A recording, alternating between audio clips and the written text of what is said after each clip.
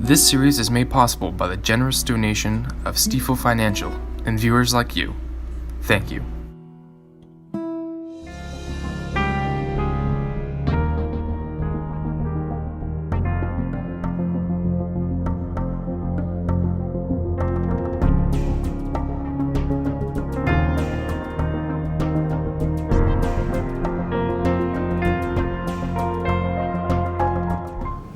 Welcome to Where Do We Go From Here? This is a program, a series of programs devoted to local issues with greater than local impact. This evening we're taking the issue of the Centennial Dam, which is focused on water and climate change as well. And we hope that these issues will educate the public and have impact on the state, nation, and planet, because these are issues that concern us all and will concern us more in the future. We have with us Rachel Hutchinson, who is the Science Director of the South Yuba River Citizens League, and Isaac Silverman, board member of the same organization. Welcome. Thank you. And thanks for coming from your homes to travel to the studio. I know, Rachel, it's been a travel for you. Where do you come from? Where do you live? Right now I'm living in Truckee on Donner Lake. And can you tell us a little bit about yourself and your interest in science and your role with SYRCL? Absolutely. So I am a riparian ecologist. I came to the South Yuba River Citizens League about 4.5 years ago from UC Davis, where I was doing research on the Cosumnes and Sacramento rivers in California. And I joined SYRCL as a scientist to help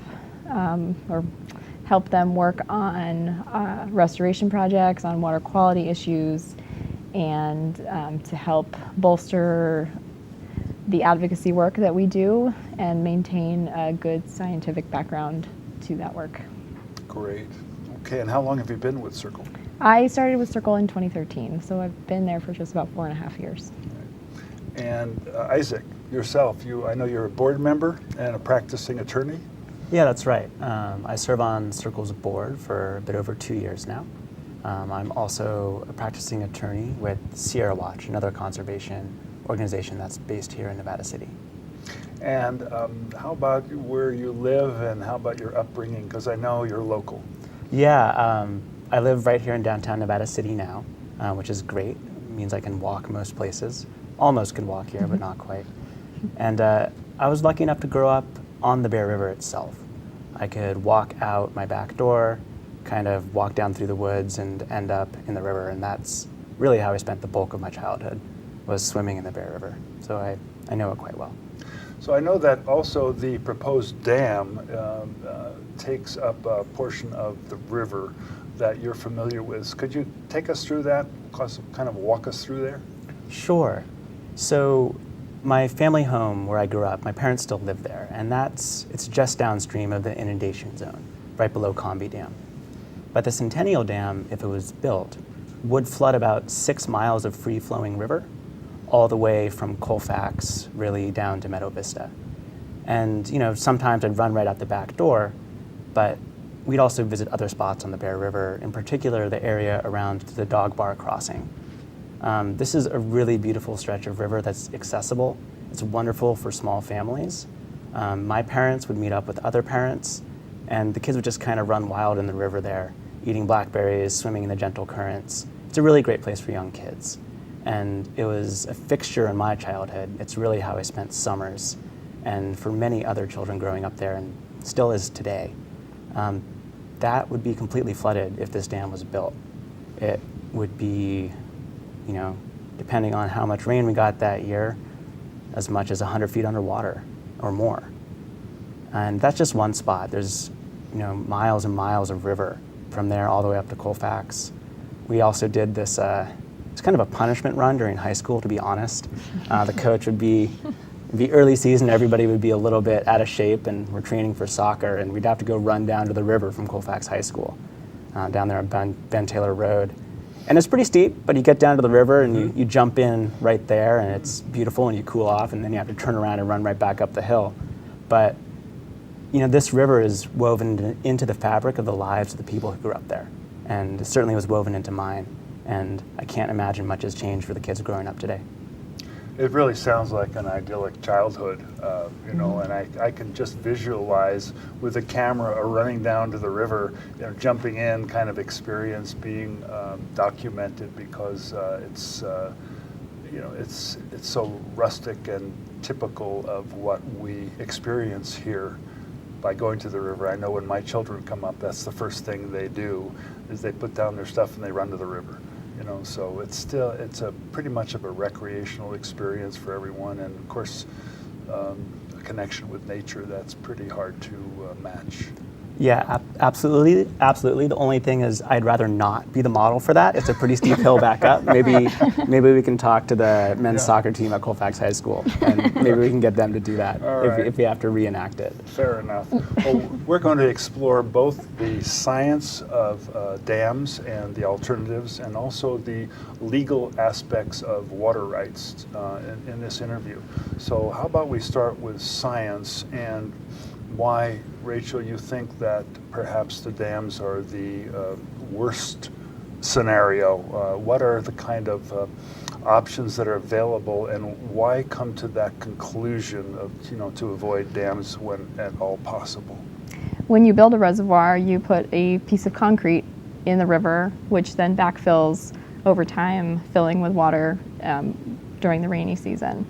What happens to all the species that live on the river, which is flowing? It's not free flowing because there's a dam upstream, but it's like that when you experience it, and when the fish experience it or the frogs experience it, that's the kind of habitat that they like. So now you have a reservoir, you have about 200 feet or 100 feet of water on top of an area that had previously been a river. And those same fish, they might not like living in a reservoir, which is very slow and stagnant water. The frogs won't be able to breed in the areas where they had previously done so. The bird communities will change, the trees will change. Just about every single thing about that ecosystem is different. And for that reason, especially in a river like the Bear River, where you already have 2 reservoirs, you will basically be turning the Bear River, into a string of reservoirs, and there will be no river left. So it's very devastating for a river habitat to have a reservoir put into it. Yeah, I think that you know, the public perception is, well, things change. We have urgencies like water storage and scarcity, and this is just one of the things we need to accept, that species will have to adapt, and if they don't adapt, they die. Life will go on in some form or another. How do you counter something like that? How do you counter that thinking? Well, I think for me, I would hope that we aren't at that point yet in our history. We dammed rivers in the middle of the last century in order to hold back mining sediment, to increase water supply, and later to generate hydropower. Today we're in a situation where the climate is changing, and in the Sierra Nevada, more of our precipitation is expected to fall as rain instead of snow, and it's supposed to be hotter. There's supposed to be longer periods of dryness, so more droughts in our future. That's what's predicted, though that's fairly uncertain because it's all based on modeling results. Accepting that we're at that point right now where we're ready to destroy our natural resources, or what's left of a natural resource like the Bear River, is, to me, very unacceptable. As a human population, we've grown and advanced because of our innovation. And I think that there are technologies out there to help us recycle water, so that even though we use water, we can reuse the water. We can conserve water, which is a very effective way, and was very effective in the last drought as far as allowing us to make it until the next time it rained again. And there are other solutions out there, and I'm an ecologist, I'm not an engineer, but if I could do it all over again, maybe I would become an engineer so that I could help solve some of those problems. Well, I think that our community, as was pointed out recently, is water wealthy. We're almost the first ones, down the hill that would receive water.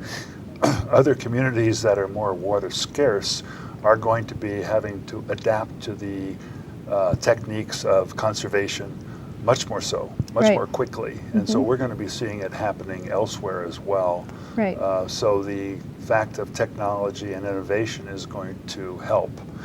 education is going to help. Yes. All these things are going to come into play. And yet, what I've seen is what produces change is crisis. Right. I mean, that's what moves us as a civilization, as a community.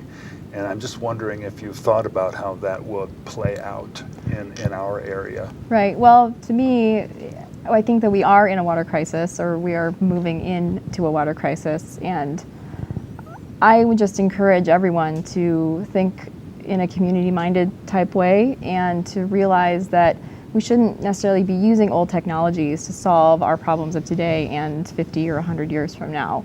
That we should be able to come up with solutions today that are less detrimental to the environment, because 100 years from now, we're still going to need water.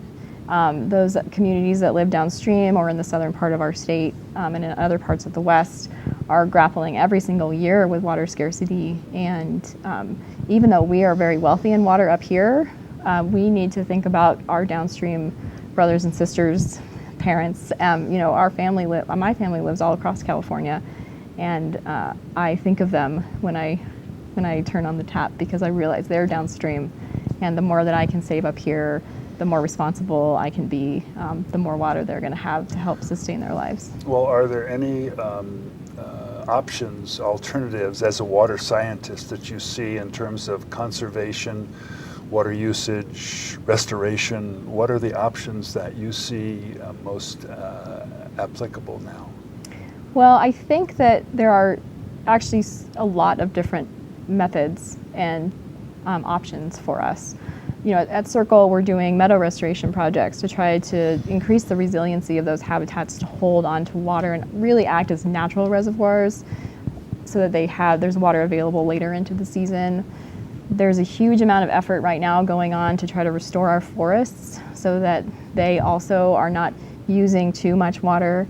As we move into the future, and what's predicted with climate change means that if it's going to be hotter and drier, our trees are going to be transpiring more, and there's going to be more water lost, quote unquote, to the atmosphere and less available to run off into our streams. And so we can manage our forests in a way that helps protect our water resources. We can also manage our personal use. We can look to new technologies to help us reuse water. There's something called purple pipe that a lot of communities downstream have invested in. Can you talk about what that is? Well, as far as I understand, purple pipe is actually using recycled water to water lawns for non-consumptive uses. So there's a lot of different ways that we as a society use water that don't require us to drink it. And so why are we wasting clean water that we could be drinking on our lawns and in our toilets? Yeah. Well, maybe we should move on to the idea of whose water is it anyway, because that comes into water rights and the legalities of that. Can you talk a little about what that means?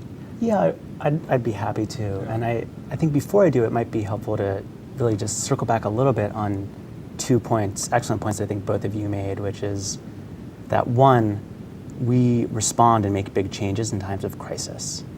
And I really think that's true. But the second part of that is thinking about here in Nevada County, we do have a lot of water. And while we absolutely have a statewide water crisis, I don't think Nevada County or NID is in a state of water crisis.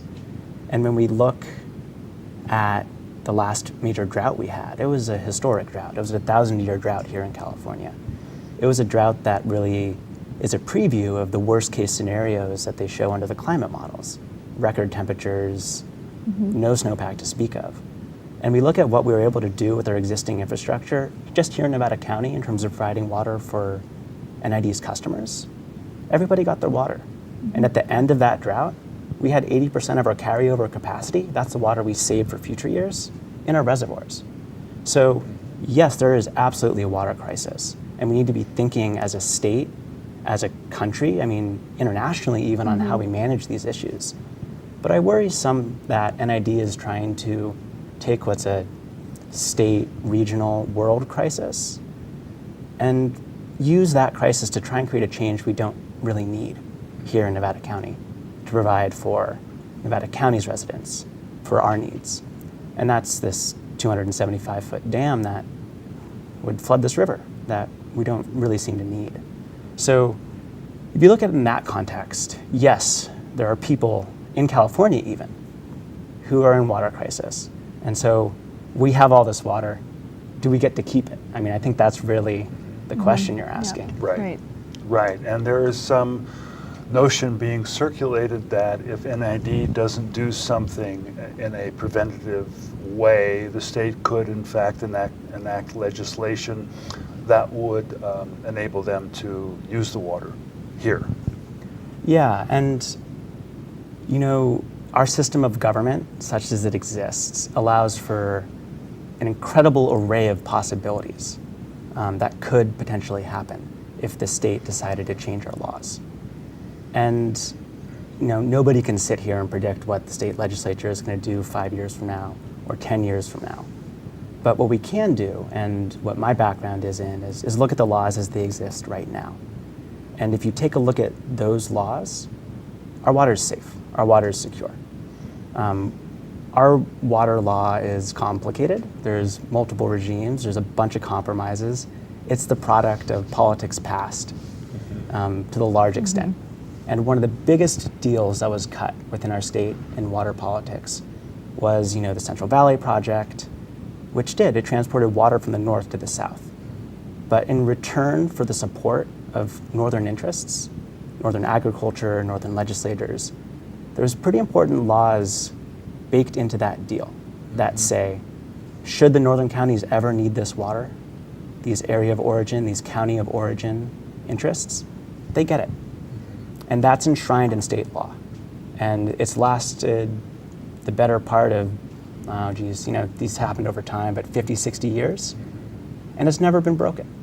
And it would be a major tectonic shift in a political landscape of our state, and totally rewriting our water laws to change that. So could it happen? Sure, it absolutely could happen. Am I worried about it? No. Do I think it's likely? I don't. The one of the things I love about living here is that I think that the community has been not only responsive, but is somewhat forward-looking, and we've certainly with the Yuba River, we've been able to rescue the river so that it's free and available.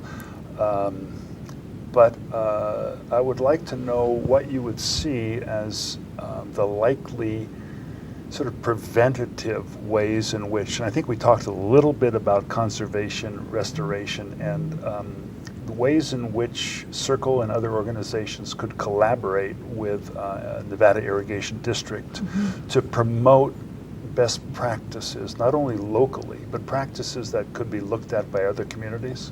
What do you see do you see any likely movement or goals in mind? Do you want me to take that one? Yeah, if you want to go. I think we could both probably answer it. You go first, Okay. I'll chime in. So one thing that I see that we could do is, I think that as a community, we are really well informed as far as what water we need, who uses what, and we would love to have those kinds of conversations with NID to talk to them about how they manage water. Where does their water where does it go, and how does that change from year to year? What year versus a dry year? When do they feel like they need to purchase water versus when could they potentially sell water? Those are all really interesting conversations that we could have, and we could try to turn what is right now a very, we're NID's customers, but it's possible that those same customers could help to identify solutions to the long-term management of water here in our county. Yeah, I think those are great points, and one thing that we can do, which is pretty exciting, is actually take a look at and see what some of our neighboring water districts are doing as well. Right. Like Placer County Water Agency? Yeah, for example, Placer County Water Agency. Right. they're really active in working very closely with their customers in the ways that Rachel was talking about. In contrast to NID, they offer really cool programs even for like farmers, where the water agency will pay for somebody to come out, look at how they're using water on their fields, and essentially come up with ways to do that more efficiently, to grow just as many crops, and sometimes even improve yields through scientific application of water, but use less water. And so instead of just seeing themselves as an agency that has some built infrastructure and delivers water, it's really about managing the water and working with the customers to make the water we have go further. And providing those services, expanding those services to the customers is really, I think, where the future of water management is. In California. In California, Yeah. absolutely. It's kind of amazing to me. We just had a series of interviews focusing on the homeless issue. And what came out of that discussion of many organizations and governmental agencies is the need for, number one, leadership, and number two, a common agreed upon plan. And by common agreed upon plan, I mean a consensus of organizations and agencies that community that signs on to something that sets standards and practices. It seems like that's the kind of thing more and more we're talking about, and the kind of thing that SYRCL actually can provide, because SYRCL is in a position of leadership and has developed that over years. And with further conversations with NID and other organizations statewide, can come up with innovative ways to lay out a plan that makes sense. And one of the things that we have sort of given up in some ways in our society is how to come to consensus, compromise, understanding, and all these things seem to be sort of the foundational pieces that are needed to move ahead. And so I'm hoping that these conversations that we're having are part of that developing momentum that will lead us to the name of this program. What do we do from here? Right. How do we go from here? And so I want to thank the two of you, Rachel Hutchinson, Isaac Silverman, and the SYRCL organization.